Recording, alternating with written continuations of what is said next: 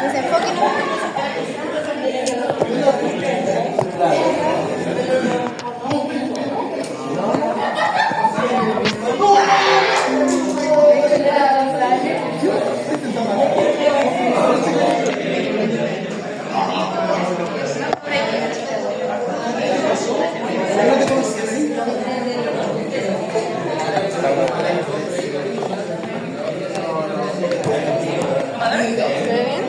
Perfecto. o voy a llenar más la botella. ¿Qué? ¿Está bien con la botella? Tiene poca agua.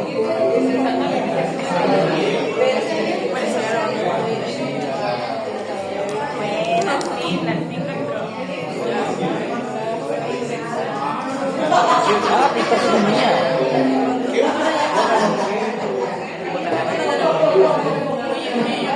Ya no, oye, no me molesta si me pagan en efectivo.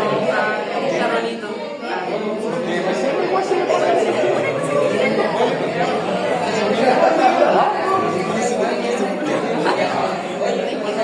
Porque me puse huevo.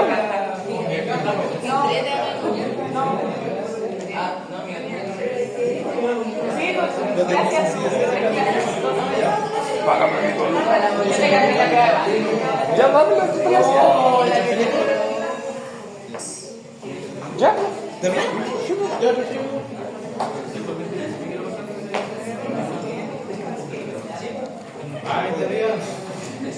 Ah, ¿perfil? Buenas tardes. Buenas tardes. Recibieron mi recado que tuve un problema de fuerza mayor. Les mandé con la Carlita que iba a llegar un poco atrasada. Pero... Ajá. Por favor, disculpen. Te las mando, te las papiros después de la casa porque tengo que desconectar. En todo caso, la clase no es tan larga, así que no vamos a demorar más de lo que ustedes tienen planeado.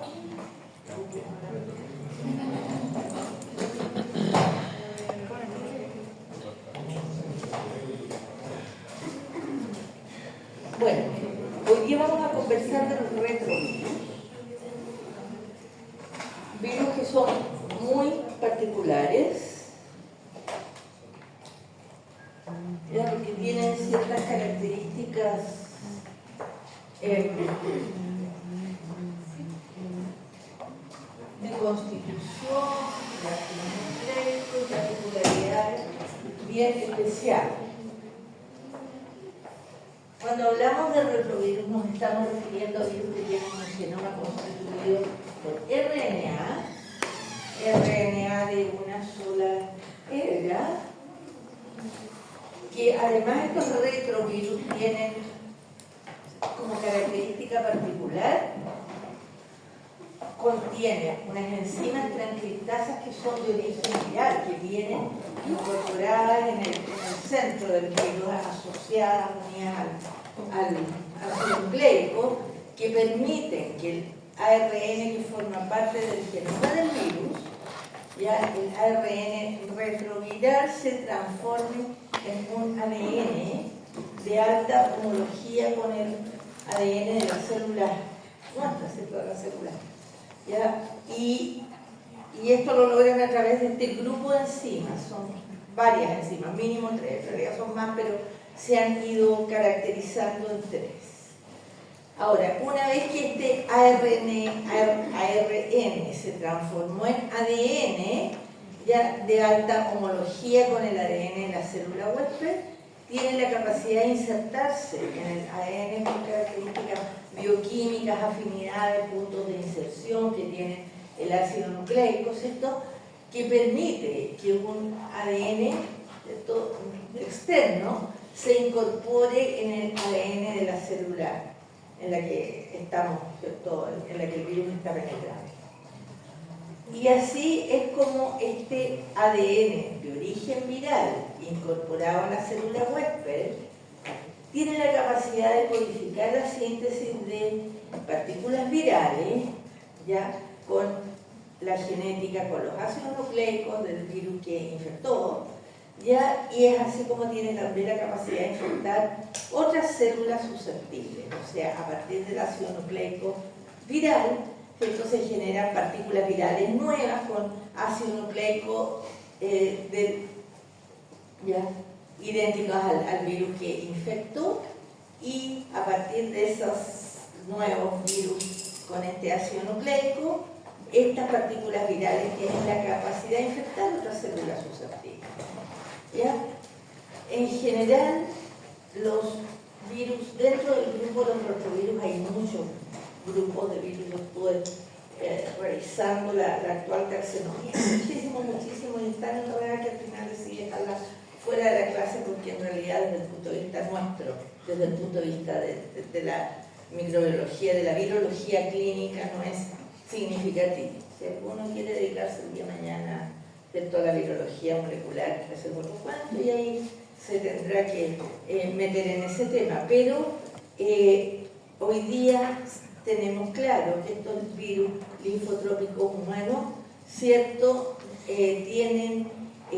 Hay muchísimos virus, pero dentro de los cuales se han agrupado los más conocidos desde el punto de vista de agentes causales de enfermedad, ¿cierto? Los virus HTLV1 y 2, ya que se han asociado a procesos de transformación celular y oncogénesis. Existen dos grupos más de este género HTLV, que significa virus linfotrópico humano, ¿cierto? El número 3 y 4.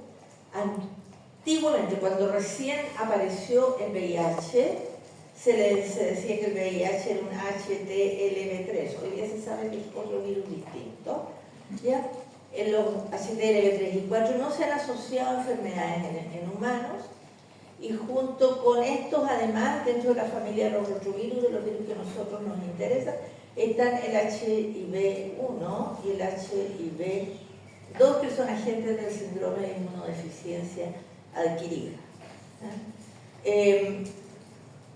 Estos retrovirus dijimos que son virus que tienen genoma RNA y que poseen, traen adosado un complejo enzimático que se denomina transcriptasa reversa, que permite transcribir ADN de doble hebra, ¿cierto?, a partir de una molécula de ARN, incorporándose al genoma del huésped como una partícula que se le llama provirus, otros autores le llaman sencillamente DNA proviral. ¿Ya? Este provirus se integra al genoma, ¿cierto?, del linfocito T, donde está, donde penetró el virus y donde se va a multiplicar, ¿ya? Y es así como la mayoría de las células infectadas por HTLV1, ¿cierto?, no expresan productos génicos virales, sino que se ha visto que cuando son portadores de dos genes virales que son obligatorios, el HPZ y el gen TAX, ya se ha visto que este HTLV1 es capaz de inducir un fenómeno de transformación celular y comportarse como un virus oncogénico. Bueno, las partículas virales de HTLV1 son partículas medianas, relativamente grandes, de 100 nanómetros de diámetro, tienen una envoltura lipídica externa y un núcleo esférico. ¿Ya? Esto es un esquema muy simple de los retrovirus, ¿ya?, en el cual los retrovirus, a través de sus moléculas de superficie, que ya las vamos a ver con más detalle, se unen a este receptor específico, que es el receptor CD4, que se encuentra fundamentalmente a nivel de los linfocitos CD4, se unen, se fusionan, y al fusionarse esta membrana, ¿cierto?, va a incorporarse en el citoplasma de la célula infectada, ¿cierto?, esta partícula que es la nucleocápsula viral, constituida por el ácido nucleico viral y los capsómeros, que son las moléculas proteicas superficiales, ¿cierto?, que conforman una unidad denominada, ¿cierto?, nucleocápsula. Esta nucleocápsula en el citoplasma de la célula huésped, ¿cierto?, va a ser denudada, desarmada, digamos, por enzimas lisosómicas propias de la célula, que van a digerir esta cápsula proteica viral dejando libre en el citoplasma de la célula una molécula de ARN viral. Esta molécula ahora, con apoyo de la transcriptasa reversa, ¿cierto?, de este complejo enzimático, ya va a producir este fenómeno de transformación de ácido nucleico a una molécula de DNA que, una vez que se ha transformado, va a ingresar al núcleo de la célula infectada y se va a incorporar dentro del ácido nucleico de la célula. Esto es lo que se llama provirus. ¿Ya? A otras personas, a otros autores no les gusta decirle provirus, sino que lo nombran como lo que es un ADN proviral, ¿cierto?, de origen viral integrado en el genoma. Este ácido nucleico de origen viral, DNA de origen viral, DNA transformado de origen viral, ¿cierto?, va a permanecer latente en el núcleo de la célula infectada por un tiempo variable. En el caso de los retrovirus, que van a ser, ¿cierto?, HIV, ¿cierto?, por un tiempo asociado fundamentalmente a la necesidad de responder la célula infectada frente a determinados antígenos, ¿cierto?, a través de una respuesta inmune. Y en el caso del HTLV1, este provirus queda integrado en el ácido nucleico de por vida hasta que se genera secundariamente a la presencia de este provirus un fenómeno, un proceso de transformación celular, y es así como se transforma esta célula, ¿cierto?, en una célula oncogénica que empieza a generar, cambia su ciclo de reproducción, ¿cierto?, y genera una enfermedad neoplásica, un tumor. Bueno, en general los retrovirus, cuando son capaces de transcribir la información de origen viral que está incorporada en el provirus, ¿ya?, van a inducir a partir de este molde, ¿cierto?, en el caso de los retrovirus, ya que son HIV, ¿cierto?, van a servir de molde para la síntesis de múltiples moléculas de ARN viral idéntico al que originalmente lo originó, y es así como estas partículas generadas, sintetizadas, ¿cierto?, a partir de la información genética del virus original, van a ensamblarse finalmente y van a constituir partículas virales completas que van a salir llenando la membrana celular. ¿No? Este es el caso del HIV y este otro es el caso que se ha incorporado en el caso HTLV1. Pregunta. ¿Qué es lo que hace? O sea, ¿por qué solo degrada la cápsula del virus y la ARN y las enzimas quedan? Perdón, no te entiendo la pregunta. ¿Ah? Digo que los lisosomas de la misma célula degradan la cápsula y quedan libres los... Sí, enzimas proteolíticas, sí, como la cápsula es de origen proteico, es degradada. Pero por eso no pueden degradarlo. Ácido nucleico no, el ácido nucleico que es intacto, porque en general son enzimas proteolíticas, no son DNAsa, ¿ya? Eso pasa en la mayoría de los virus. Ustedes saben, medicina nunca tiene que hablar en términos absolutos, pero ya en la mayoría de los virus de la replicación viral, del fenómeno de replicación viral, nosotros tenemos una clase de generalidad de virus. Esto pasa, ¿cierto?, en la gran mayoría de los virus como parte de su ciclo biológico. Que lo último que mencionó fue que el VIH sale llamando, ¿no es cierto?, y genera réplicas del retrovirus, pero el HTLV1 se queda en el núcleo. Se queda en el núcleo. Y eso, entonces el HTLV1 no tiene capacidad de replicación. ¿O cómo No funciona? se ha visto, no, el HTLV1 una vez que ingresa, que ha incorporado, porque su resultado, después de cierto tiempo, es el resultado de la incorporación de este virus en el genoma, la síntesis de proteínas anómalas, ácidos nucleicos anómalos, genera el proceso de transformación celular mediado por esta información genética mixta. ¿Ya? ¿Alguna otra pregunta? Yo prefiero que ustedes me hayan preguntado. Ustedes saben, ¿cierto? Dime. Pero en ese caso, ¿por qué no se acabaría la cantidad de virus si no hay forma de que se vuelva a replicar? O si la hay en alguna otra circunstancia. En el HTLV. Uno. La verdad es que no lo sé. No, yo creo que eso no está claro. De hecho, las infecciones por HTLV1 son de muy baja frecuencia. ¿Ya?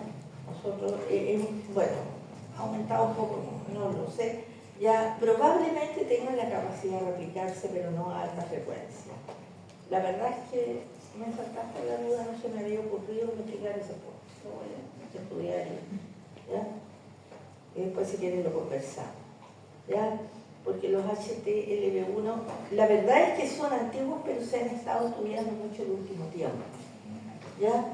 Y cuando actualicé esta clase, ustedes saben que yo actualizo todas las clases, me encontré con varios artículos nuevos sobre HTLV1, los puse en la bibliografía del PPT. Ya hay que probablemente leerlo con más detalle. Ya ha salido mucha información al respecto. Ok. Vamos a hablar fundamentalmente entonces de la infección por el virus linfotrópico humano del tipo 1. Eso significa HTLV, virus linfotrópico humano. ¿Ya? Esta infección, ¿cierto?, en la mayoría de los casos se transforma en una infección crónica, ya es de por vida. A lo que no les dije que esta infección crónica, en el caso de la embarazada, la madre puede transferirle la infección al hijo, ¿ya? Y en forma silenciosa y permanece incorporado este virus por años, hasta que por razones que no están claras, este virus empieza a transformar las células, ¿ya? Y es así como no destruye las células como lo hace si el VIH y produce su inmortalización o su disfunción a lo largo del tiempo. Hay una gran cantidad de personas que son portadoras de este virus HTLV1, ¿ya? Y que no lo saben. Desde hace pocos años, alrededor de los años de la pandemia, se empezó a buscar el HTLV1 en los bancos de sangre. Antes no se buscaba, no existía certeza de cuál era la causa, y la verdad es que es mucho mayor de lo que se pensaba la aportación del HTLV1, ¿cierto?, en los donantes de sangre, lo que obliga, por supuesto, a excluir la sangre. Pero eso significa que también probablemente antes se había transmitido con alta frecuencia y la gente no se enteraba porque nadie lo estudiaba, ¿ya?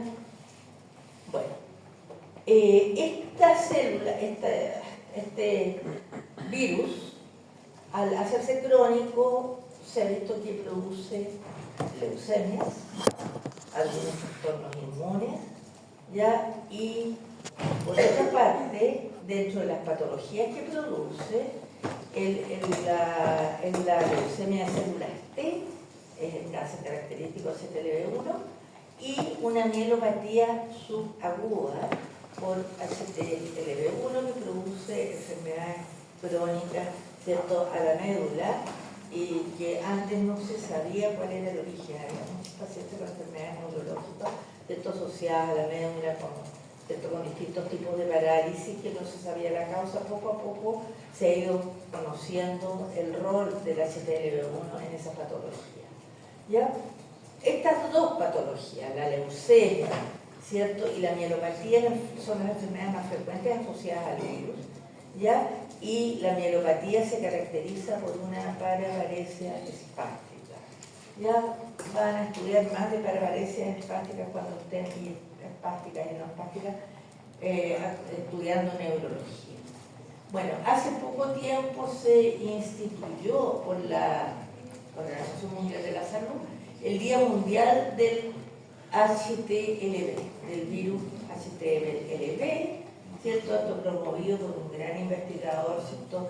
El doctor Soriano, que ha hecho mucho. Ustedes cuando lean van a encontrar mucha bibliografía en relación a este investigador, experto mundial de HTLV, y es así como se ha demostrado que este HTLV1 produce en humanos hasta la fecha lo que se conoce básicamente la leucemia, ¿cierto? Leucemia, el linfoma, a veces tiene forma de leucemia, a veces forma de linfoma, pero es la misma enfermedad celular T del adulto, ya, o una mielopatía, ¿cierto? Con paraplegia espástica asociada a la aportación del HTLV1.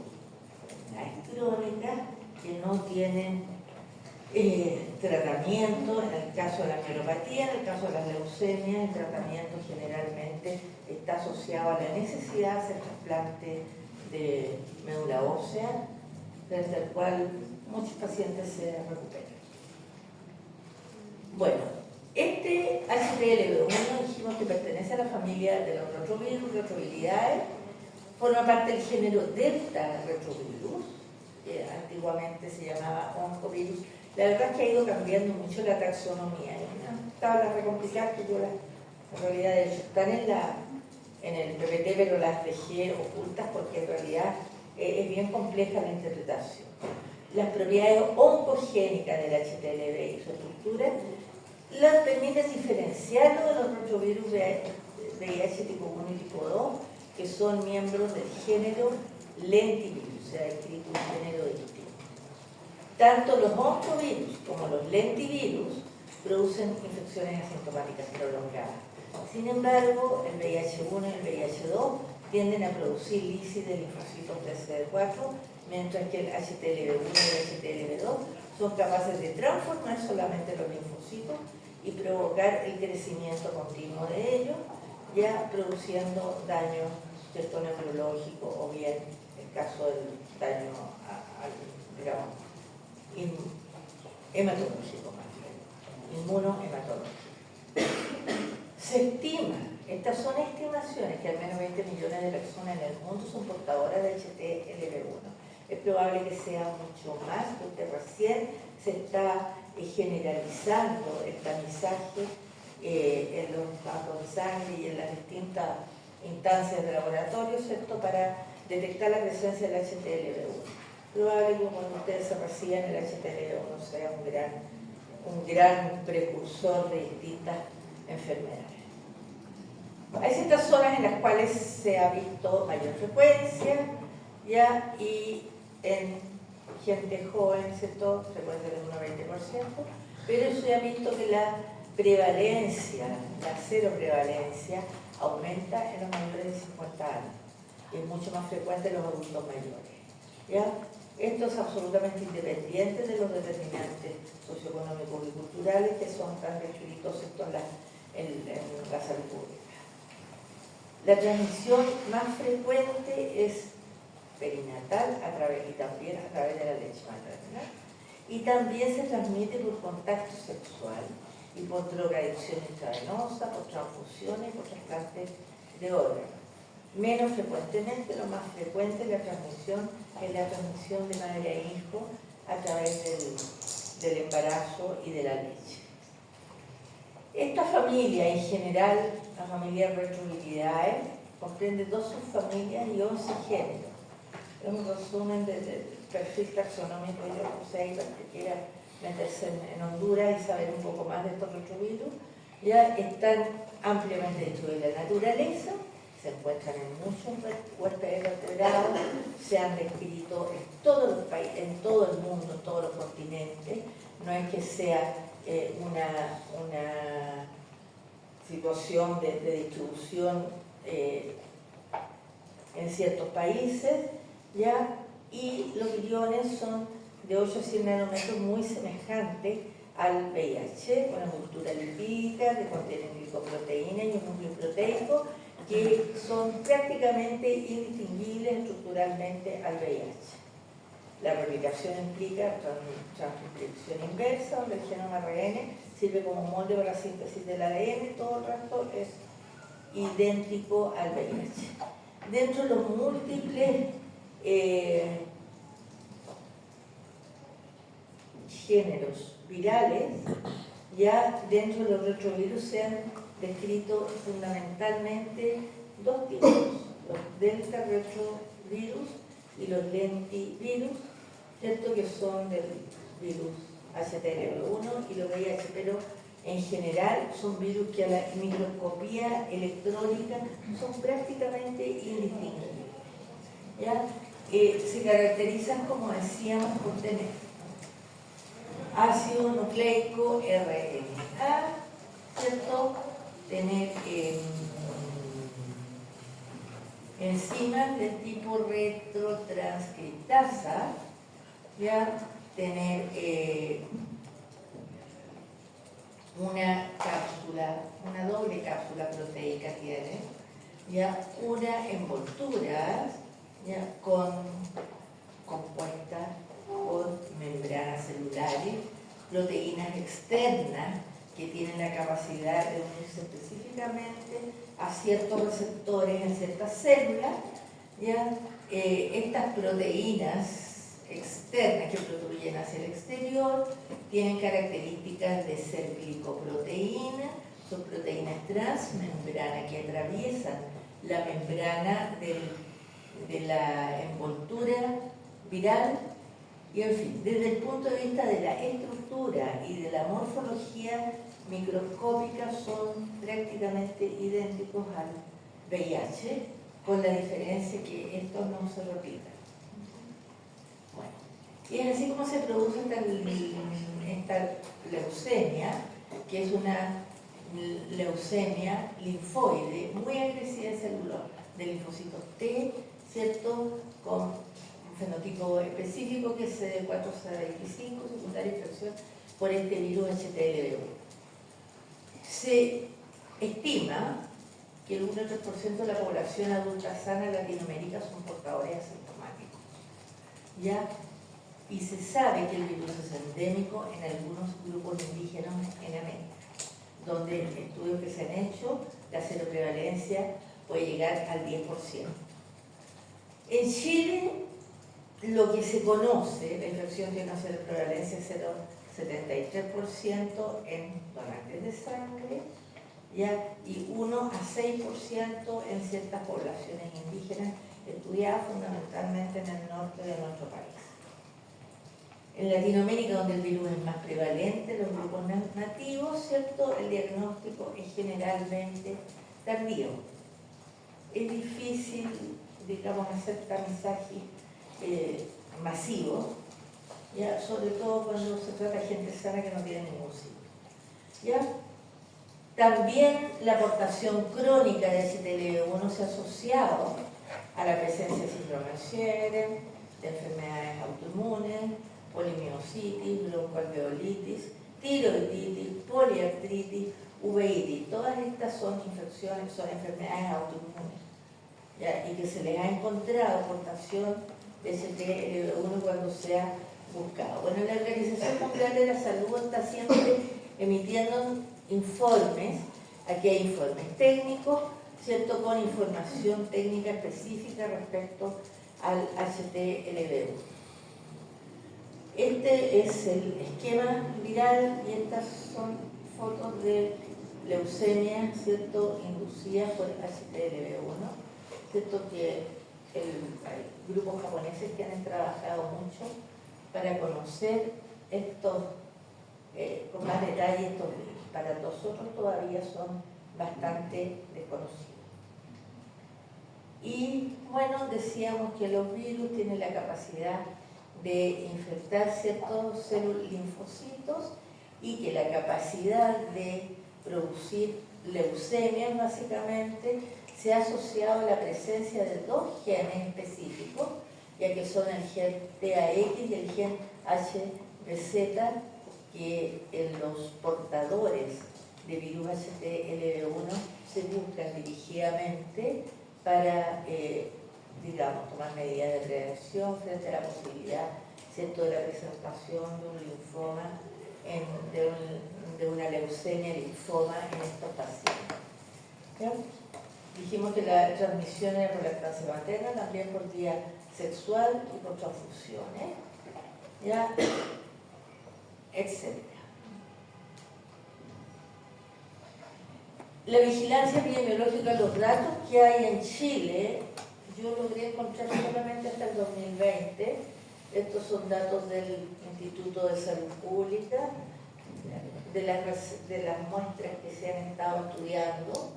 Ya, lo que pasa es que después del 2020, con la pandemia, todos los seguimientos, todos los estudios de seguimiento se interrumpieron un poco, por lo tanto no hay información actualizada todavía, pero sí está claro que en bancos de sangre se ha encontrado en distinta proporción, ¿cierto?, la presencia del HTLV1.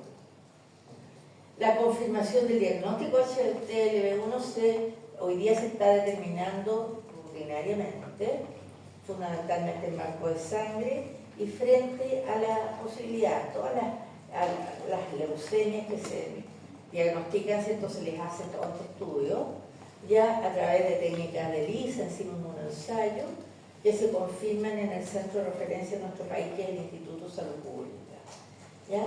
También se hace la detección de ADN viral, carga viral, en las células sanguíneas mononucleares, mediante PCR en tiempo real, al igual como se realiza en VIH. Y eso básicamente, en resumen, bien resumido, lo que conocemos de HTLV1 desde el punto de vista de la virología clínica, la capacidad de los virus de producir enfermedad.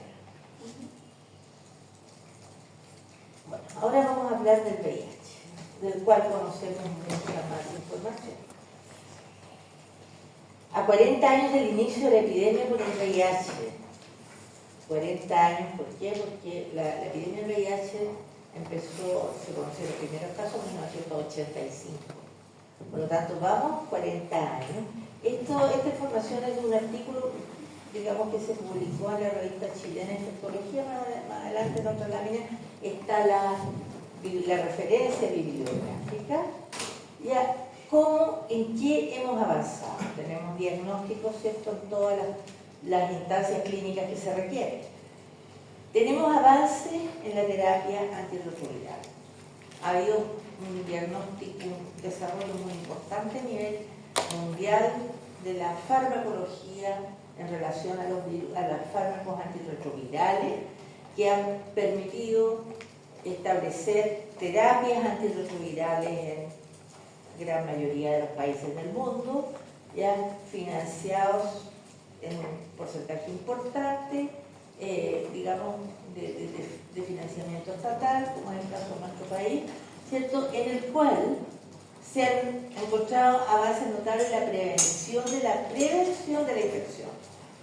Ya los tratamientos antirretrovirales se ha visto que detienen el crecimiento, no curan la infección, la persona sigue siendo portadora, ya, pero sí se ha logrado contrarrestar el avance de la infección, ya, la multiplicación viral, y es así como hoy día, ya con estos avances en la prevención de la progresión,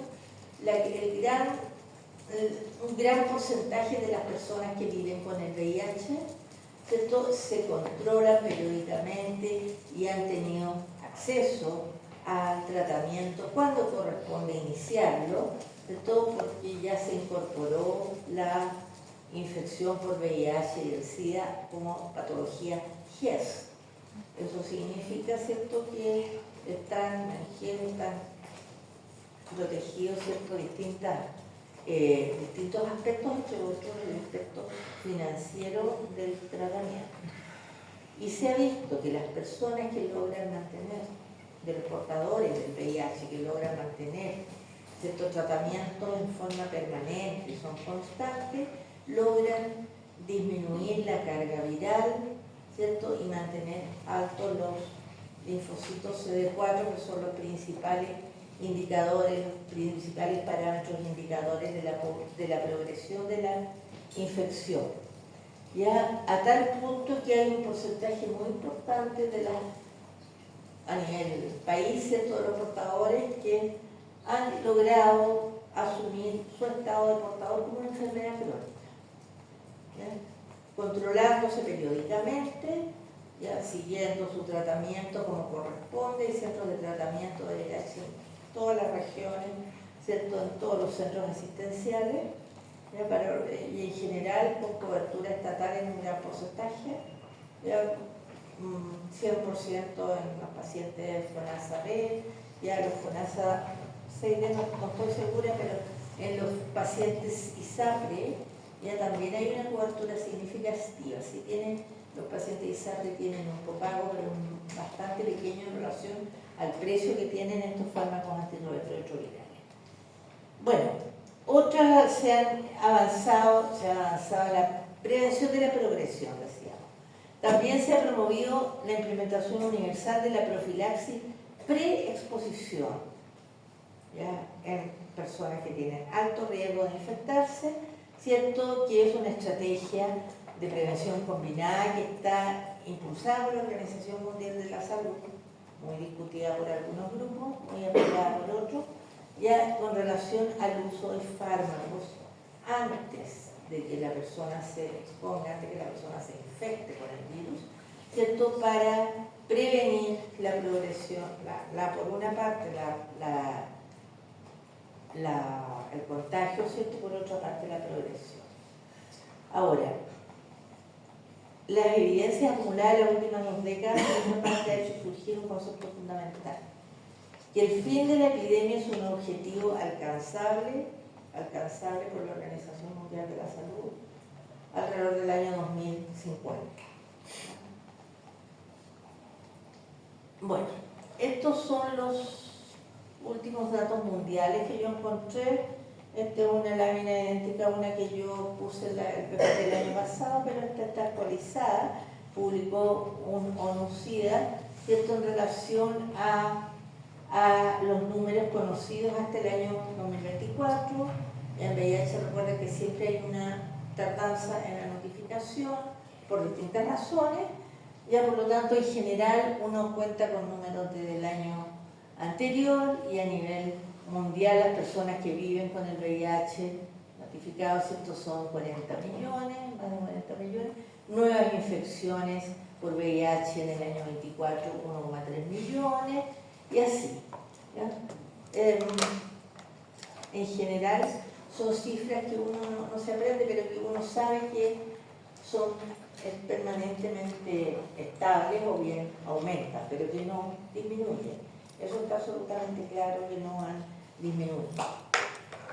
Bueno, aquí hay este es el artículo que yo les decía, una puesta al día de una serie de infectólogos a nivel de la revista chilena de infectología con relación a la situación epidemiológica de VIH a nivel global, mundial, ¿cierto? Y nacional. Vemos distintos colores con relación a la frecuencia, ¿ya? Nosotros como país, ¿ya? Estamos en el orden del incremento 50 a 69% anual, lo que es alto. No tenemos controlada esa situación. ¿Sí? ¿Qué significa que no hay datos, verdad? Que no hay datos. Pero que son mínimos no significativos. En este mismo artículo aparece la variación de las nuevas infecciones según regiones del mundo entre el 2010 y el 2022. Y curiosamente, en los países de África, donde inicialmente los números eran más importantes, es donde han ido disminuyendo significativamente, ¿cierto?, las nuevas infecciones, y siguen aumentando a nivel de América Latina, Europa Oriental, Asia Central y Medio Oriente, ¿ya? Estos son datos de América Latina, ¿ya? Donde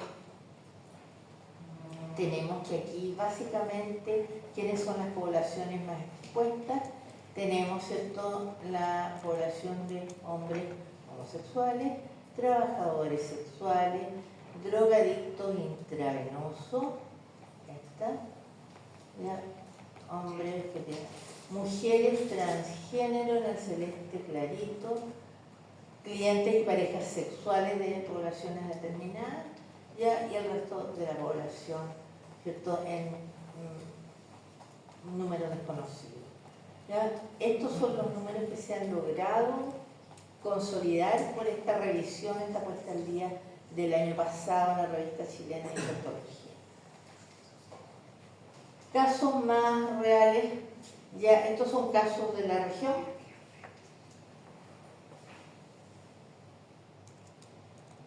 Perdón. Estos son casos de Chile. Sí, porque que hayan Casos de Chile. Hola, de la región, ya se me acuerda. No me acuerdo, no. VIH Instituto de Salud Pública Chile, sí. ¿Ya? Donde casos positivos, ¿cierto? En la primera mitad del año, casos positivos en la segunda mitad del año.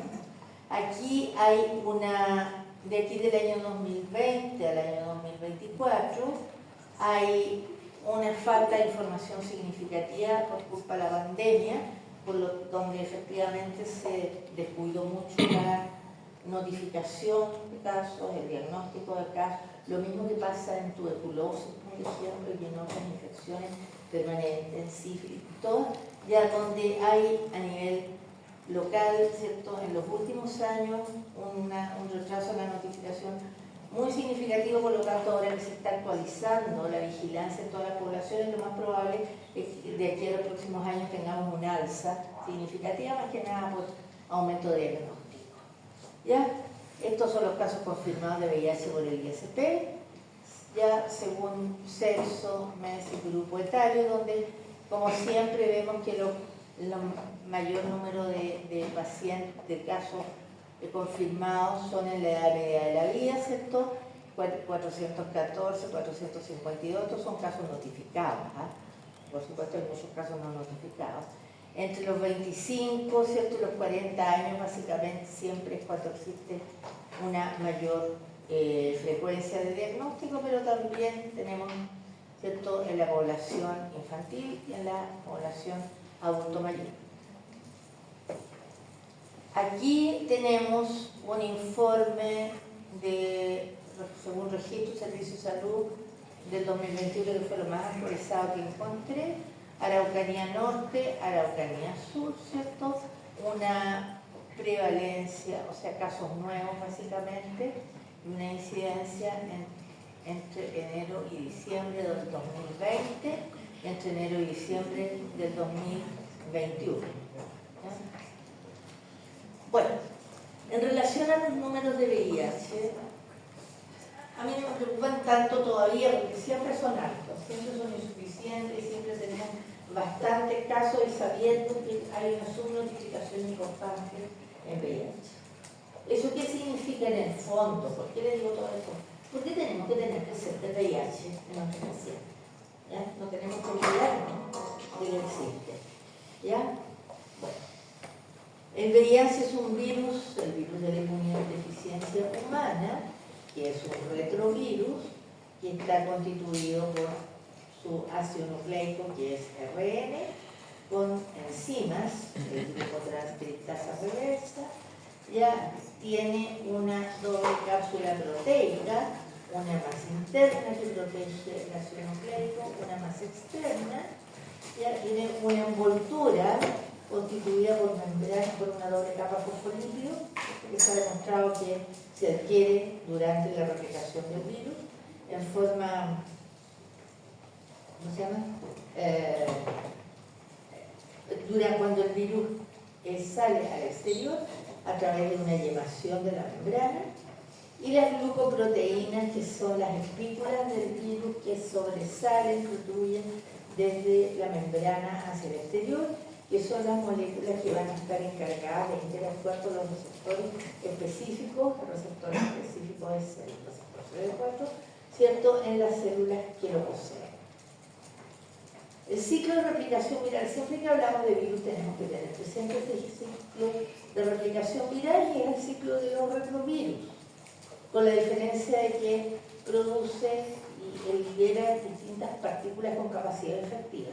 Nuevamente se une la GP, las proteínas de superficie, ya que son las GP154 con el ácido, con el linfocito, en este caso CD4, que tiene su receptor CD4 en la membrana, que permite que hay un correceptor que ayuda a esta fusión, ya, y secundariamente, ¿cierto?, se produce fusión de membrana y penetra al interior solamente la nucleocápsula, de nuevo que la nucleocápsula es digerida por los lisosomas, que van fundamentalmente enzimas proteolíticas que van a dejar libre el ácido nucleico y sus proteínas y sus enzimas que permiten la transcripción inversa.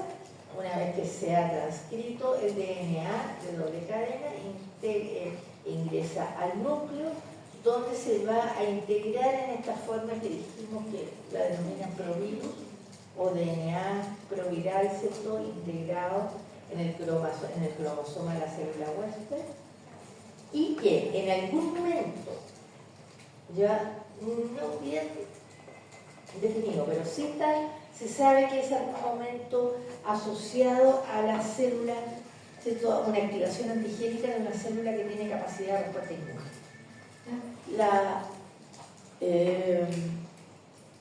Antiguamente, digamos, cuando recién empezamos con el VIH, recién empezamos, digo yo, los primeros casos de VIH se conocieron, ¿cierto?, a nivel del año 85. Yo ya era médico, era microbiólogo, virólogo, por lo tanto, fue un tema que a mí me interesó desde el principio, porque apareció durante, ¿cierto?, información y siempre fue estudiando, y no se sabía, las evidencias indicaban que este virus integrado estaba mucho tiempo, meses, años ahí, inmóvil dentro del DNA de la célula infectada, ¿ya?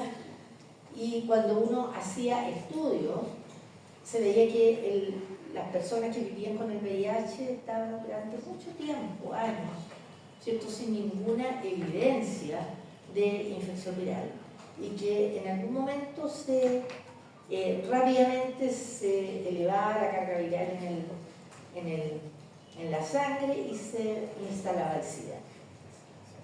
Poco a poco se empezó a ver que en realidad el tiempo que permanece este DNA proviral incorporado es bastante poco, es bastante corto, ¿ya? ¿Y de qué va a depender? Básicamente de la activación antigénica que tenga esta célula. Estoy hablando de células con capacidad inmune, en general linfocitos CD4. Hay otras células que se pueden infectar, ¿cierto?, como sabemos, pero en general, y se vio que cuando fue cualquier activación antigénica del ambiente, nosotros somos todos los días estimulados por virus del ambiente, ¿cierto?, por lo que nos estamos defendiendo, que no hacemos, ni siquiera alcanzamos a tener infecciones clínicas, ¿ya?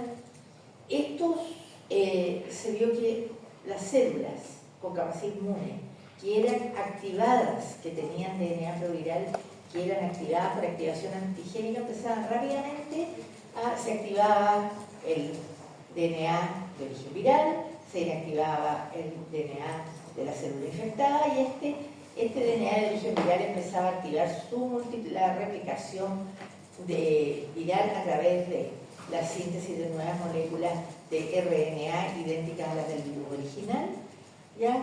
Moléculas que posteriormente empezaban a sintetizar las moléculas las proteínas que van a formar parte de la estructura viral para en una etapa final ensamblarse y salir al exterior llenando membrana, arrastrando membrana y dejando defectos de membrana, ¿cierto?, a través de los cuales la suma de efectos de membrana en la célula van a determinar que la célula que estuvo infectada se produzca lisis celular.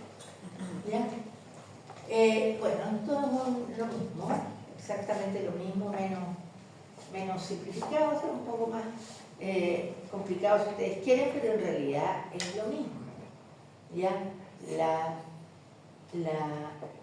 el virus se une a la proteína de la GP120 más la GP41, que es la GP151, el complejo externo del virus, unido al receptor CD4, ¿cierto? Que facilita la fusión de la membrana, permite la incorporación de la nucleocápsula en el citoplasma, nucleocápsula que va a ser degradada por las enzimas lisosomales de la célula, se va a liberar, ¿cierto?, el ácido nucleico, el RNA viral, la transcriptasa va a permitir ya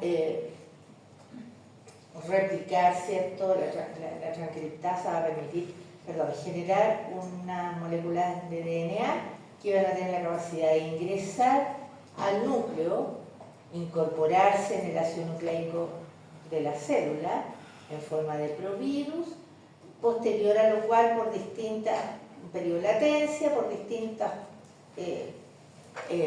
situaciones, ¿cierto?, se va a producir una transcripción, una vez que se activa este ácido nucleico de la célula, ¿cierto?, que va a determinar que se produzca finalmente la síntesis de proteínas, la biosíntesis de RNA mensajeros, de múltiples RNA mensajeros que van a empezar ellos a comandar, ¿cierto?, la síntesis de proteínas que van a ser estructurales y que finalmente se van a ensamblar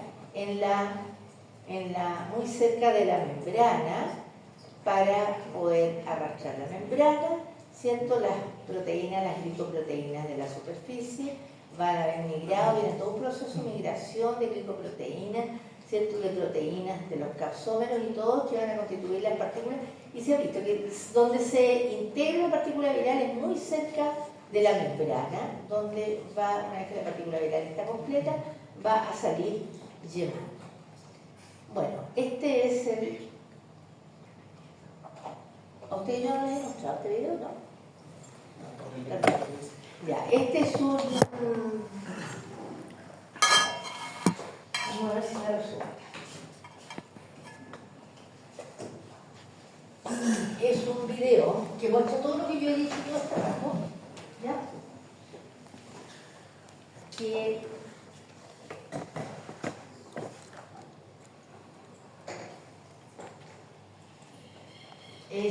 no es nuevo, es antiguo, pero hasta la fecha no hay ningún modelo que haya superado a esta situación, ¿Qué seminario? en la web. Por lo tanto, yo siempre lo Hay muestro seminario porque permite entender un poco mejor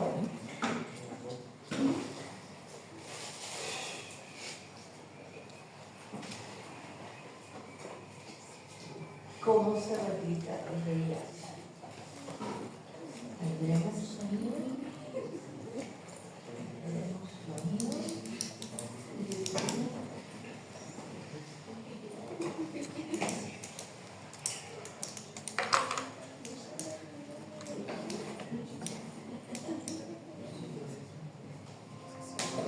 Targeting HIV replication.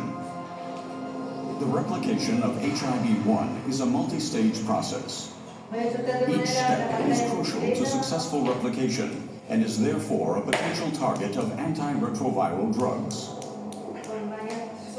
Step 1 is the infection of a suitable host.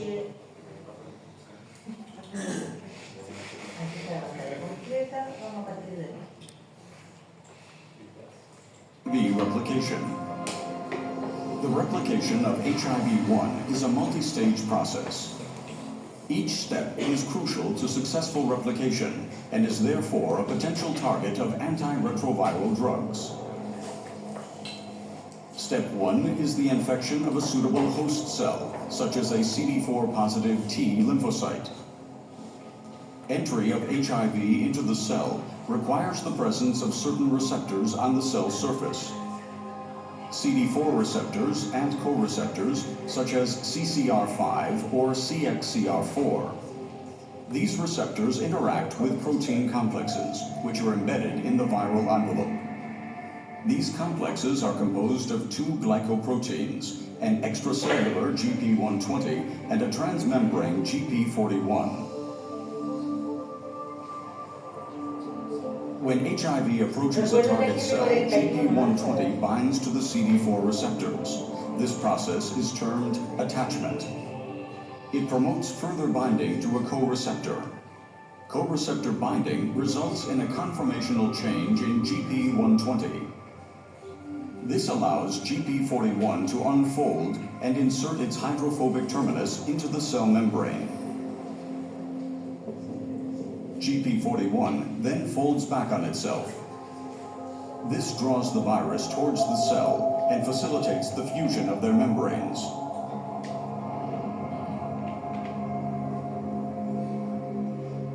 The viral nucleocapsid enters the host cell and breaks open, releasing 2 viral RNA strands and 3 essential replication enzymes: integrase, protease, and reverse transcriptase.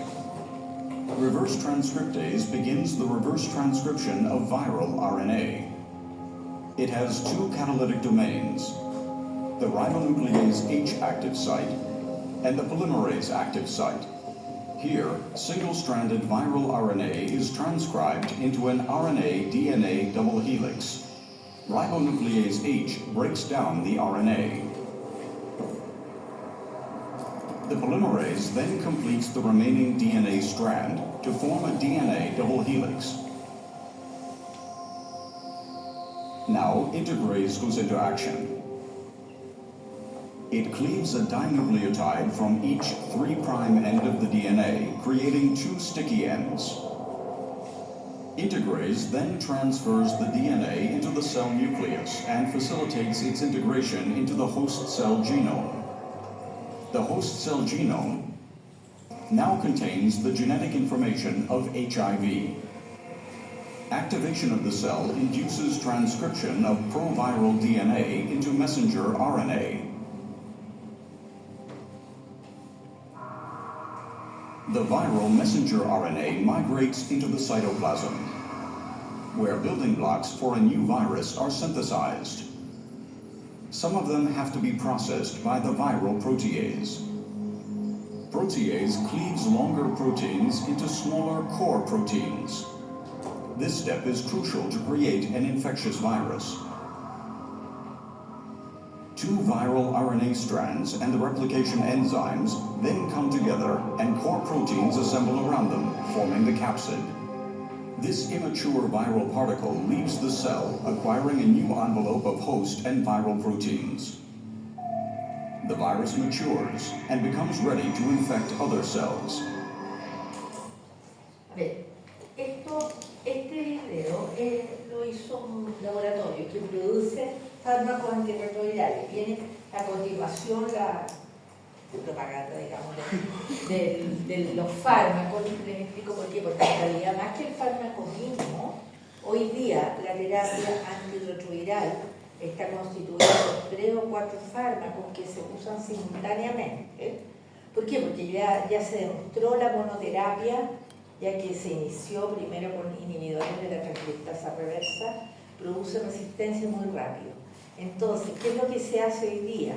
Es un fármaco combinado, es un tratamiento con fármaco combinando inhibidores de la penetración del virus, los inhibidores de la retrotranscripción, los inhibidores de las proteasas que unen las proteínas, los inhibidores que actúan en distintos momentos de la replicación viral. Entonces, la terapia está compuesta por todos estos fármacos que van sumando el efecto ya para constituir efectivamente un tratamiento antirretroviral. Por eso le explico yo que lo que viene adelante es HIV replicates billions of times per day, destroying the host's immune cells and eventually causing disease progression. Drugs which interfere with the key steps of viral replication can stop this fatal process. Entry into the host cell can be blocked by fusion inhibitors, for example. Inhibition of reverse transcriptase by nucleoside inhibitors or by non-nucleoside reverse transcriptase inhibitors is part of standard antiretroviral regimens. The action of integrase can be blocked.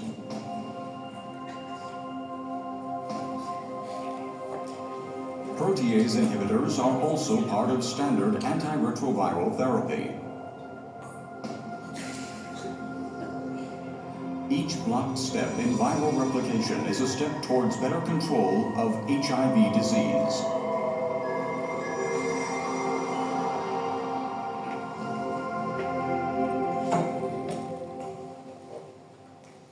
Bueno, el link está en la presentación en el PPT para que lo vean todas las veces que quieran. La verdad es que es antiguo, cuando empezaron los tratamientos antirretrovirales, este video es antiguo, pero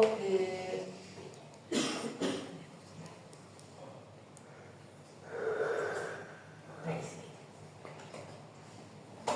Es antiguo, pero es el mejor que existe. Yo siempre estoy revisando.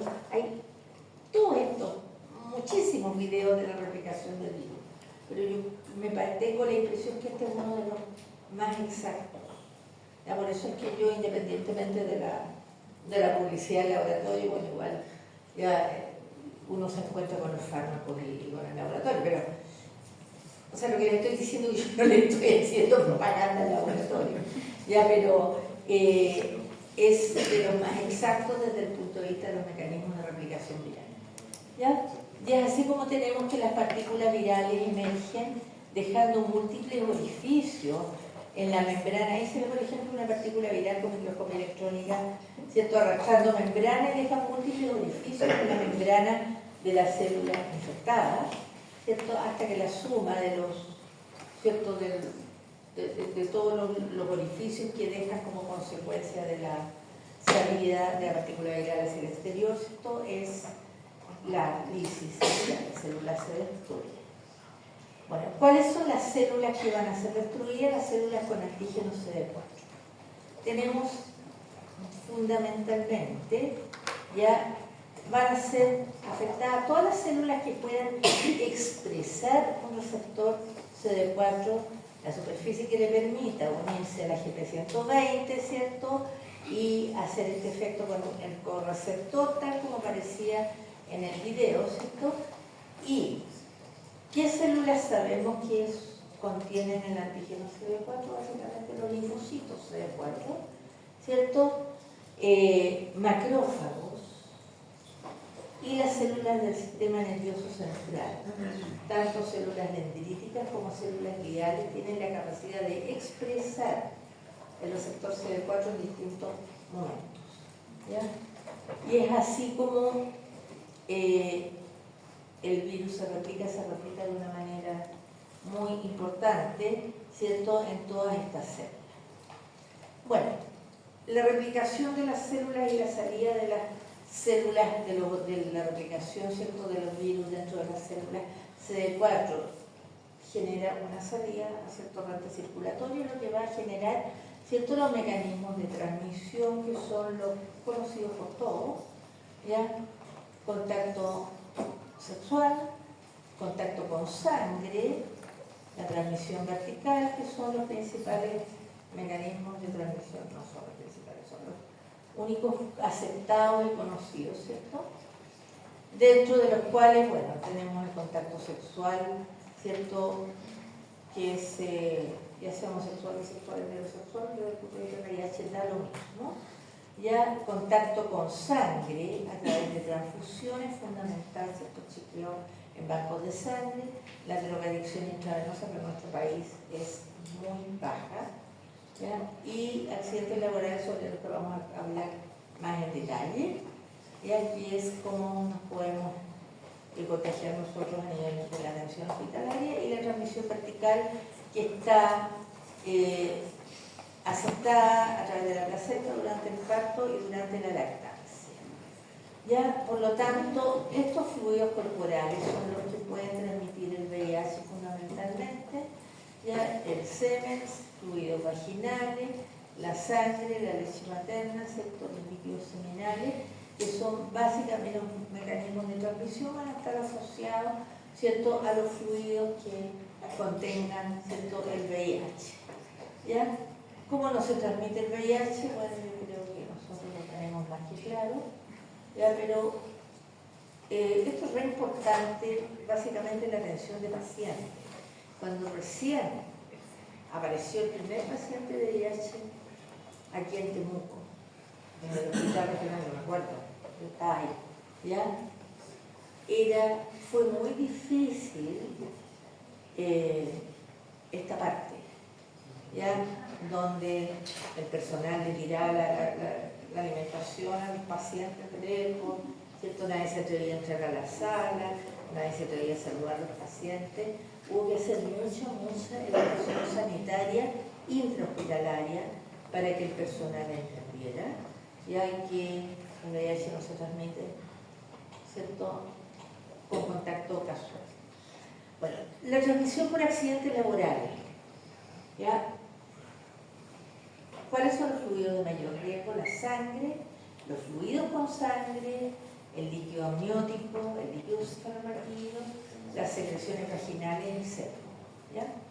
Fluidos sin riesgo demostrado, las lágrimas, leche materna. La leche materna vamos a hacer una excepción por ahí, la saliva, están denominados como fluidos sin riesgo, básicamente como es la exposición del personal de salud, puede ser, ¿cierto?, percutánea, ¿cierto?, mucosa, ¿ya?, y piel intacta, que está descrito pero no se ha demostrado, más bien a través de la piel con lesiones, piel, ya sea con lesiones cortopunzantes o bien con lesiones inflamatorias. La probabilidad de transmisión ocupacional varía por el tipo de exposición, ¿ya? Las salpicaduras por fluido intestinal, ¿ya? Las salpicaduras sobre piel intacta, una membrana mucosa extraordinariamente baja, y la lesión percutánea por el pinchazo de una aguja menos del 1%. ¿Cuáles son los accidentes laborales de mayor riesgo? ¿Ya? Agujas con lumen, ¿ya? En las que se extrae sangre distinta a las agujas de sutura, ¿cierto? Sangre visible, ¿ya? Fuente conocida de VIH positivo, herida profunda, paciente con VIH, ¿ya? Y paciente con síndrome retroviral agudo, que lo vamos a ver. ¿Cuál es el paciente fuente? Hay pacientes fuente VIH clase 1, que son aquellos pacientes que tienen una infección asintomática, que nosotros no nos enteramos, ¿cierto? O una carga viral a menor de 1500 copias de RNA mensajero. Y los VIH clase 2, que son los pacientes sintomáticos con carga viral alta o con síndrome retroviral agudo. Todo esto está asociado a un tema que se define en dos palabras: carga viral.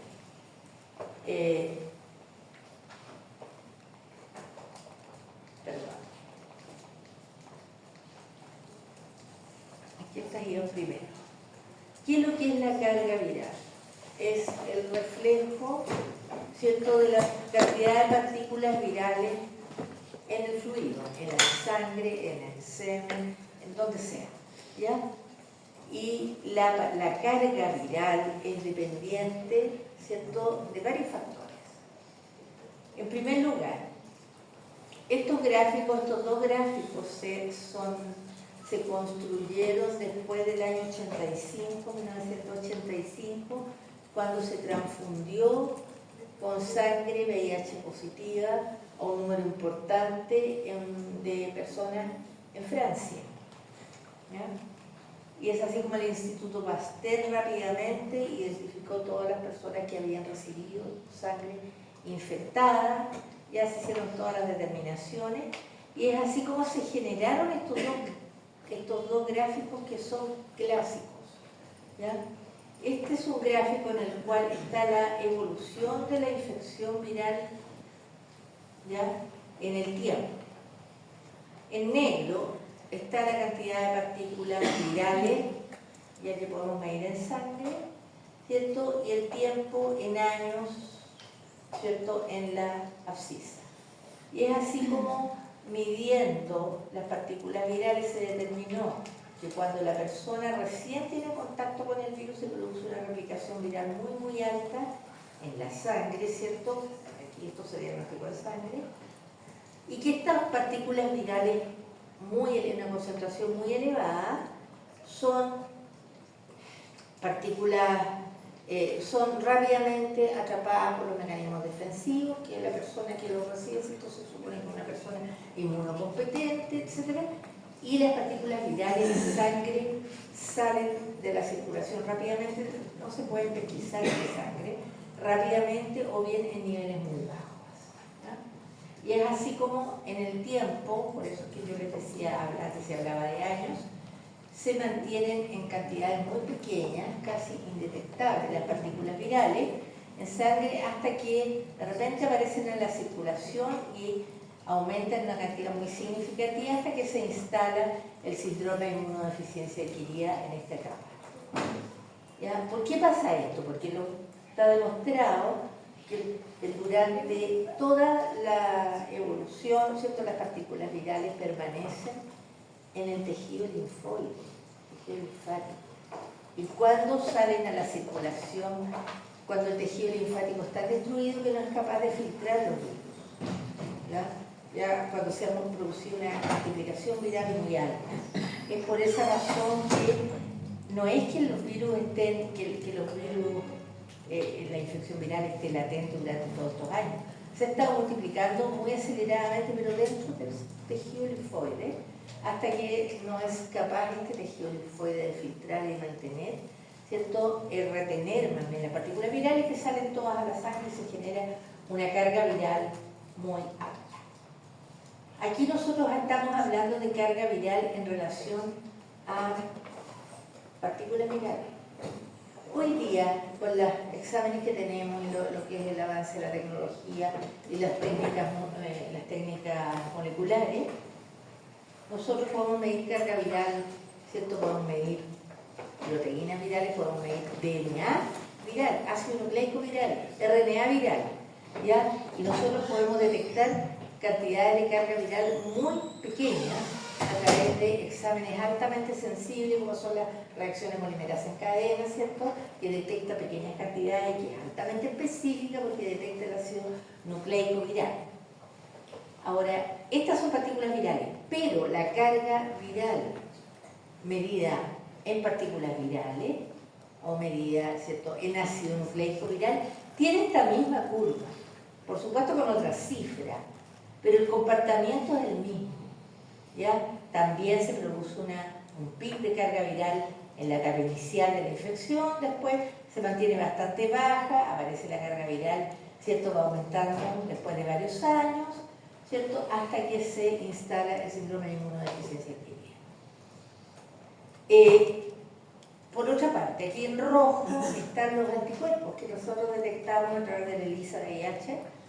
Son anticuerpos contra la GP41, una de las proteínas, ¿se acuerdan que yo se las mostré delante? Que era la proteína transmembrana, ya que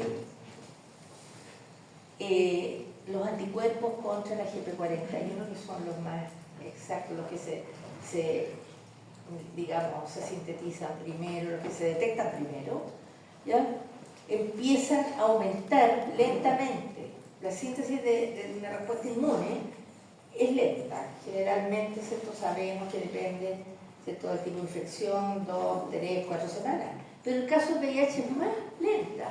¿Por qué? Porque si pensamos que las células infectadas son las células, justamente las células inmunocompetentes, entonces esta respuesta específica frente al VIH es más lenta, y es así como tenemos niveles de anticuerpos anti-VIH, que son anti-GP41, detectables alrededor de hoy día, bueno, es variable, pero en general se sabe que máximo 3 meses nosotros es el periodo en el cual nosotros podemos estar seguros que las personas ya detectaron, ¿cierto?, son capaces, es posible detectar en ellos el anticuerpo.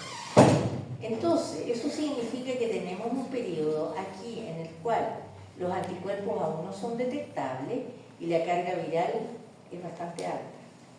Esto es lo que se llama el periodo de ventana en la infección por VIH, un periodo en el cual la carga viral es muy alta ya y los anticuerpos son negativos. Por lo tanto, ya lo que tenemos que tener presente, nosotros como médicos, todos nosotros, ustedes saben, ustedes son médicos de formación, yo siempre le digo a los estudiantes míos en los tutoriales, ustedes no son estudiantes de médicos, todos ustedes son médicos de formación, ¿cierto? Todos tenemos que tener presente y vamos a recibir consultas en el policlínico, de los amigos, de los parientes, además que, como siempre yo digo, los estudiantes de medicina siempre, médicos de formación, siempre les preguntan todo tipo de cosas, oye, qué sé yo, que mi abuelita, que mi tía, o no. Les preguntan de todo y uno ahí se las tiene que ingeniar para ver cómo responde. Bueno, en esta situación es frecuente que alguien que ha tenido contacto sexual con una persona VIH positiva se entere después del contacto. Y se asustan y concurren y van. ¿Y qué pasa? Van inmediatamente al control médico a pedir un examen, a hacerse un examen. Y si es una situación muy reciente, lo más probable es que la persona se encuentre ya en el periodo de ventana. Por lo tanto, los exámenes son negativos, la persona se tranquila, no me contagié. Por lo tanto, siempre hay que tener presente que a esas personas que se presentan por primera vez, uno tiene que repetirles el examen mínimo 3 veces después, ¿ya? Por la posibilidad que haya estado en periodo de ventana. Bueno, estábamos hablando de la carga viral entonces en relación a los anticuerpos. Y esta curva de abajo, que es la otra curva que se construyó a partir de en Francia hasta el año 85, tiene la curva de los linfocitos CD4.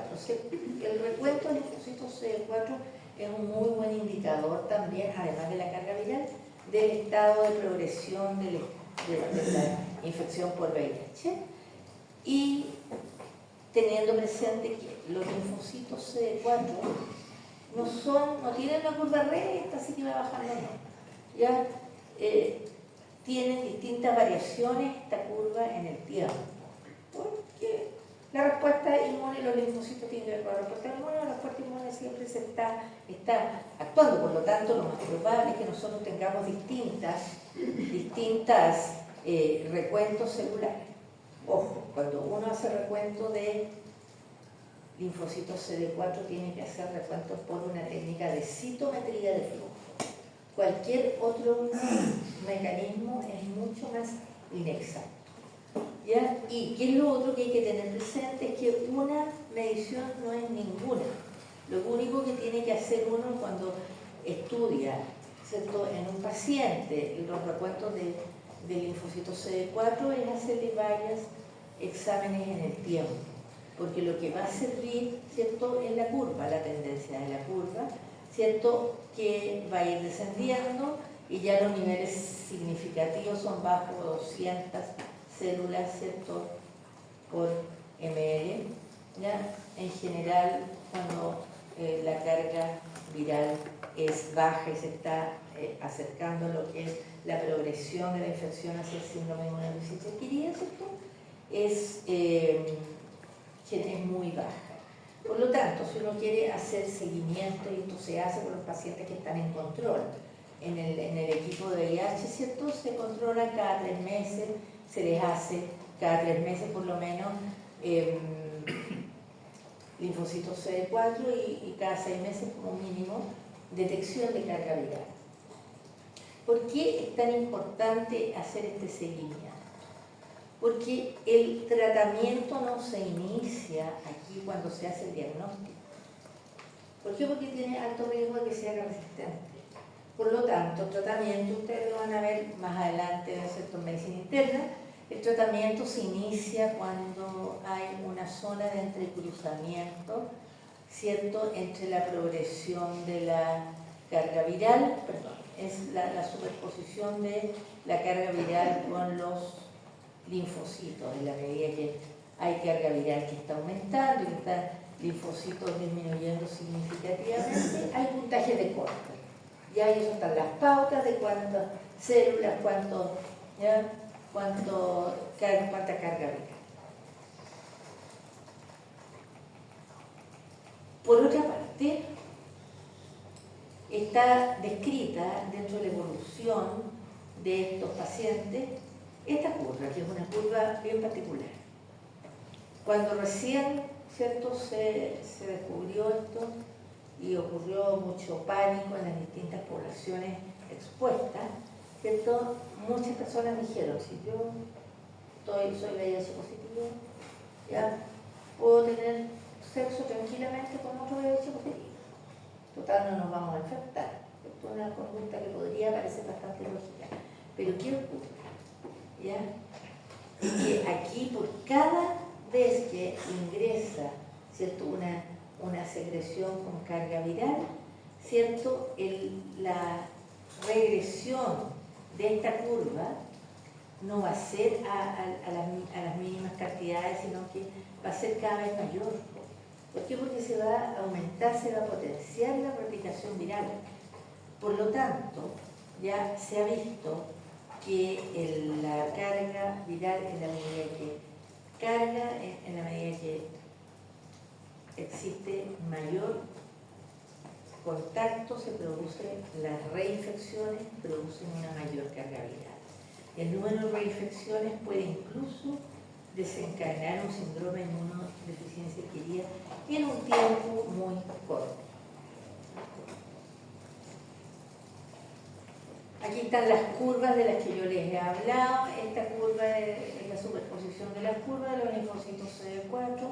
Esta es la curva de las partículas virales, ¿cierto?, que podríamos y que la podemos asimilar a carga viral, ¿cierto? Y esta es la curva de los anticuerpos, la evolución de los anticuerpos en el tiempo.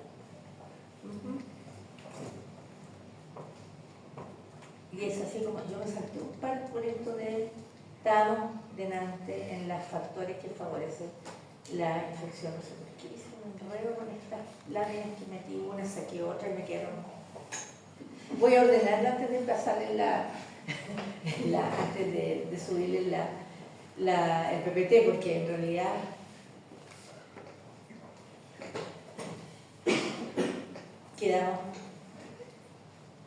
estábamos aquí, los accidentes laborales de mayor riesgo, y aquí va a estar asociado el mayor riesgo ya cuando son pacientes VIH positivo clase 2 que tienen una carga viral alta o tienen un VIH sintomático que se asocia a carga viral alta y también en aquellos pacientes que tienen un síndrome retroviral agudo cuando recién se infectan y tienen esa curva de carga viral alta. Ahora, ¿de qué depende que una persona transmita o no? Hay muchos relatos, casuísticas, etc., de personas que han tenido contacto sexual con personas VIH positivas y que no se han infectado, que no se han contagiado. ¿Ya? Hay varios factores que hay que tener presente en relación a la probabilidad de adquirir la infección. En primer lugar, es la cantidad de sangre, ¿ya?, o fluido involucrado en el contacto. Hay fluidos y sangre que tienen mayor carga viral que otros. La sangre y el semen, estos son las secreciones y fluidos de mayor carga viral, ¿ya? Pero en la medida de que si yo tengo contacto con un fluido con sangre, ¿cierto?, el líquido cefalorraquídeo, que tiene bastante, ¿cierto?, va a depender de la cantidad de sangre involucrada en el contacto con un estandarte, de la carga viral que tenga que tenga ese fluido, ¿cierto? A mayor carga viral, mayor riesgo, ¿cierto?, de transmitir la infección. A mayor cantidad de sangre, también mayor riesgo.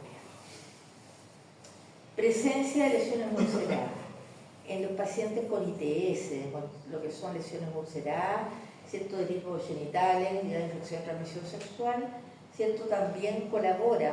¿Por qué? Porque el VIH, el virus, no atraviesa la piel intacta, atraviesa, ¿cierto? Necesita facilitar, que se facilite la penetración o el contacto con sangre para que ese contacto sea eficiente desde el punto de vista de la transmisión. Y también depende del tipo de relación sexual. ¿Ya? ¿Por qué? ¿Cuál es el riesgo de transmisión por contacto sexual? ¿Cierto? Algo que fuera del contacto laboral nos interesa a todos, ¿cierto? El riesgo de transmisión por contacto sexual depende de la prevalencia de la infección. Si yo vivo, ¿cierto?, en un país donde hay una zona, una ciudad, donde hay una gran población, ¿cierto?, VIH positiva, a mayor prevalencia tengo mayor probabilidad de tener una pareja infectada. ¿Ya? Las prácticas homosexuales tienen mayor asociación a la infección, prácticas homosexuales masculinas. Se ha visto que el coito anal receptivo es la conducta de mayor riesgo para el receptor. Presencia de lesiones genitales, ¿cierto?, aumenta el riesgo por la mayor cuota de enfermedad. La bisexualidad favorece la transmisión heterosexual. ¿Ya? De la población femenina VIH positiva, ¿cierto?, la mayoría, número muy significativo, son las dueñas de casa, ¿cierto?, que solamente han tenido como pareja única a su esposo, que es un bisexual. ¿Ya? Se ha visto que esta bisexualidad favorece la transmisión heterosexual, como también la heterocardiación intravenosa, que también favorece la transmisión heterosexual. Y estudios que se han hecho de la transmisión en la relación mujer-hombre versus hombre-mujer, se ha visto que es 1 a 20. La probabilidad que tiene el hombre de transmitir la infección a la mujer es 20 veces superior a la que la mujer tiene de transmitírsela al hombre. Básicamente por razones anatómicas, sexuales, etc. ¿Ya? La carga viral de las secreciones vaginales es baja, la magnitud de las secreciones vaginales, ¿cierto?, que pueden transmitirle la infección al hombre es mínima. Se requiere además un cierto grado de traumatismo en relación a la relación sexual para que esa transmisión sea eficiente. ¿Ya? Uno necesita, a mayor probabilidad de contacto con sangre, va a haber mayor probabilidad de infección. ¿Ya? Bueno. ¿Cuál es la probabilidad de contraer el VIH por acto sexual? Esta posibilidad, ¿cierto?, va a ir aumentando desde el contacto sexual, ¿cierto?, mínimamente riesgoso, hasta el sexo anal receptivo, ¿cierto?, para el receptor, que es la conducta con mayor riesgo. ¿Por qué? Porque el receptor durante el acto sexual se produce bastante lesiones ulceradas. Recuerden ustedes que la mucosa anal, la mucosa rectal, es mucosa mucho más delgada, mucho más friable, se rompe con mayor facilidad y los virus tienen mayor contacto con sangre. Bueno, ¿cuál es la evolución de la infección por el VIH desde el punto de vista de la carga viral? Pues, considerando los puntitos rojos, carga viral, virus, la infección aguda, en donde sube mucho, ¿cierto?, la curva, ¿ya?, y que después baja, es una situación en la cual, ¿cierto?, hay una gran carga viral que baja rápidamente y la infección crónica se mantiene baja, indetectable, y que va aumentando a medida de los años con relación a la instalación del sistema de inmunodeficiencia aquí. Y es así como esta curva que está aquí es la de los linfocitos CD4. ¿Ya? Cuando los linfocitos CD4 empiezan a bajar, significativamente empiezan a aparecer algunos signos clínicos sospechosos de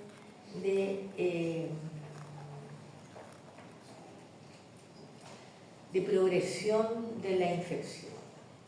¿Ya? Y es así como empieza a aparecer uno de los primeros que aparece, ¿cierto? Es la candidiasis de la cavidad oral. ¿Ya?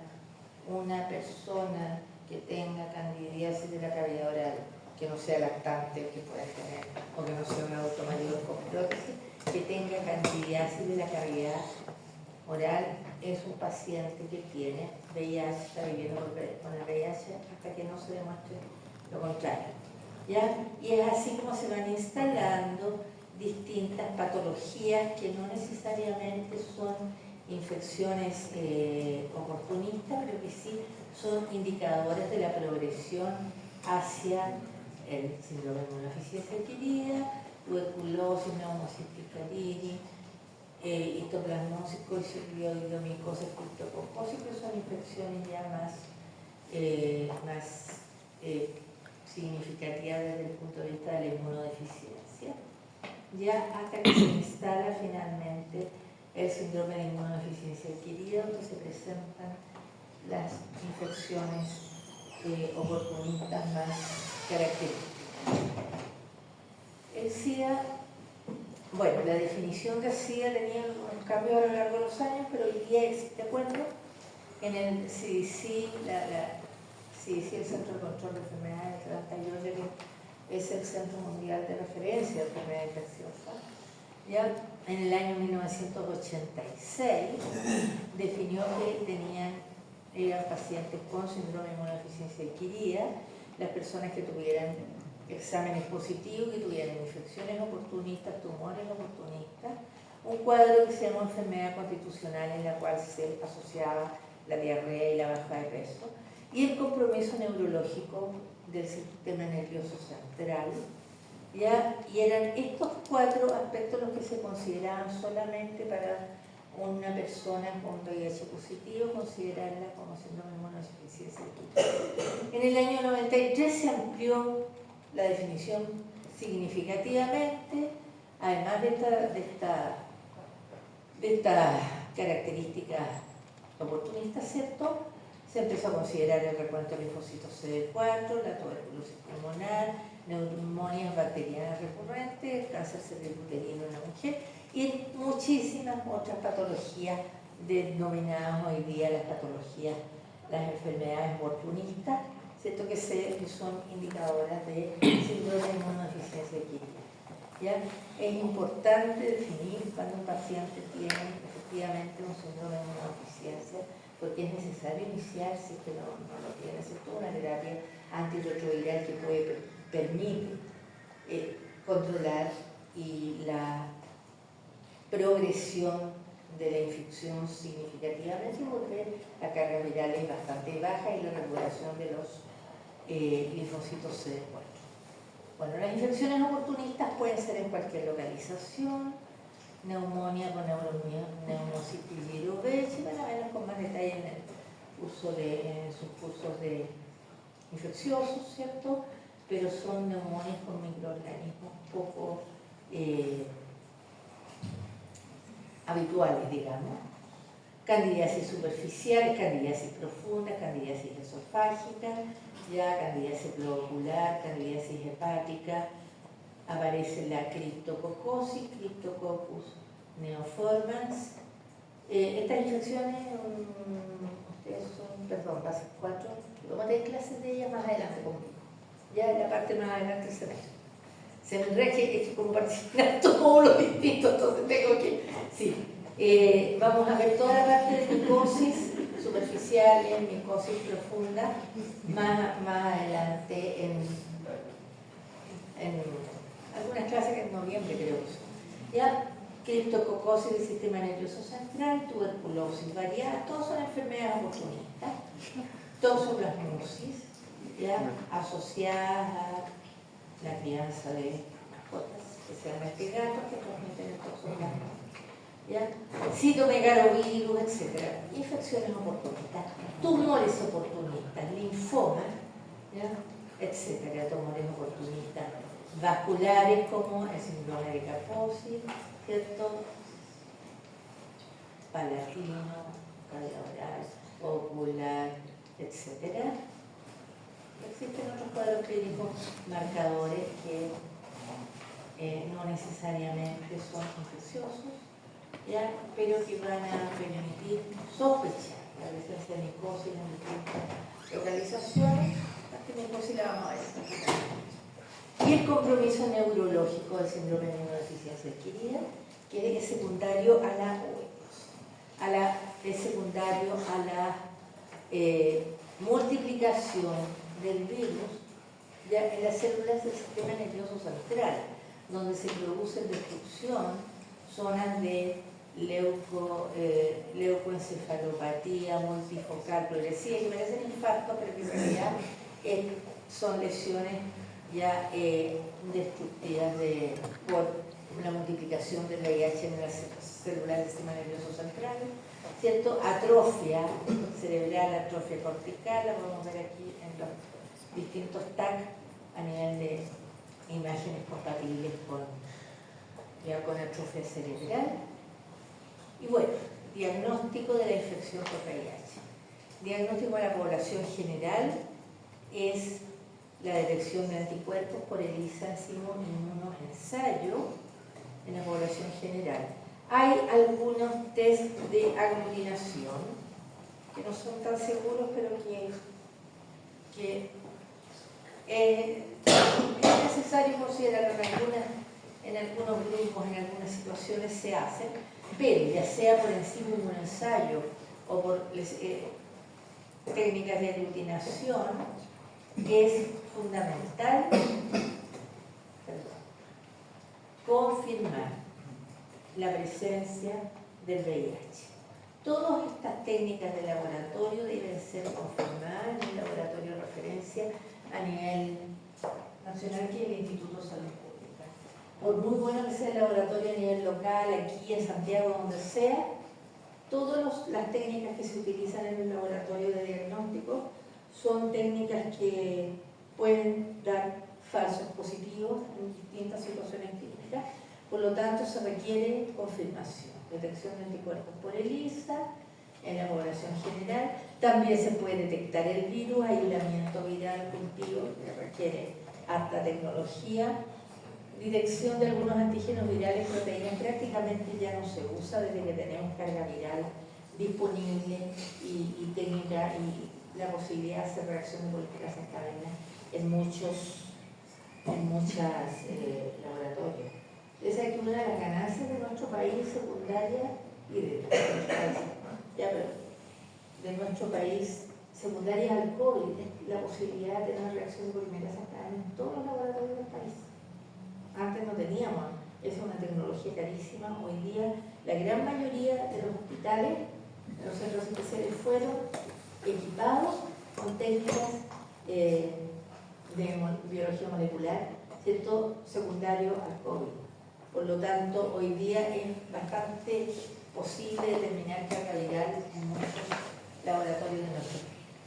¿Quiénes deberían hacerse el test? Bueno, las embarazadas se hacen el VIH, personas que han tenido relaciones sexuales con penetración simple, preservativo, mujer o hombre, VIH, con una o diversas parejas desconocidas, ¿ya? Desconocidas desde el punto de vista inmunológico, desde el punto de vista de la serología VIH. ¿Ya? Esos son los desconocidos en este caso. ¿Ya? Si presenta signos o síntomas indicativos de infección VIH-Sida, los drogadictos intravenosos que comparten jeringa, si han tenido alguna ETS o cualquier persona que tenga sospecha de contagio. Decíamos que el examen que se hace es la detección de anticuerpos anti-GP41, GP41 que era la proteína transmembrana cuando hacíamos la estructura del VIH, ¿cierto? Esa que se une a la GP120 y forma esa molécula externa. Esa es la proteína más externa y que permite detectar más precozmente los anticuerpos por técnicas de inmunoensayo, que siempre deben ser confirmadas en el Instituto de Salud Pública. Siempre. uno en medicina no debe decir nunca ni siempre, pero aquí siempre, en el caso de VIH sí. Porque, ¿qué pasa si cualquiera de nosotros se pone en los zapatos de una persona que le sale VIH positivo? Que nos pusiéramos un minuto a pensar, ¿qué haríamos? Es complejo porque cuando uno se hace exámenes uno espera que los exámenes salgan buenos siempre, ¿cierto? Pero las respuestas humanas frente a la notificación de VIH positivo por parte del personal de salud van desde la negación absoluta hasta el suicidio, ¿ya? Y tienen toda la gama completa. Por lo tanto, nunca deben entregar, por favor, un resultado a un paciente sin haberlo confirmado en el Instituto de Salud Pública. Por favor, y este es un favor personal, un favor que yo les pido a ustedes, cuando se enfrenten a un examen positivo sin confirmación, jamás se lo informen al paciente, ¿ya? Porque las reacciones emocionales son muy variadas. A mí me ha tocado muchas veces en la vida. Ya, yo recuerdo un caso de una educadora de párvulo, una jovencita que no había tenido relaciones sexuales nunca en su vida, que estaba haciendo una práctica en el jardín de la Florida, ¿ya? Y que estaba postulando una beca en el extranjero, le dieron una batería de exámenes, ¿cierto? Le dieron VIH, le salió o sea, la técnica no confirmada dio positiva. Y el tecnólogo médico que realizó esa muestra, esto pasó hace años, ahora ya los tecnólogos en general tienen mucho más asumido el tema, pero en ese momento se puso tan nervioso que le había salido la primera vez que le salió VIH positiva, que la llamó y le pidió una nueva muestra, ¿ya? Resulta que le explicó que era positivo, que era probable que no fuera, pero yo me acuerdo que esta chica fue a consultarme a mí, atacada, muerta, de angustia, qué sé yo, conociendo los medios de contagio. Ella nunca había tenido relaciones sexuales en su vida, ni había estado expuesta a ninguna situación terrible, pero estaba muerta de susto, porque una angustia terrible. Bueno, finalmente el cuento corto es que ella tenía una patología con una dislipidemia, con los triglicéridos altísimos, que dieron reacción cruzada en la técnica de Lisa.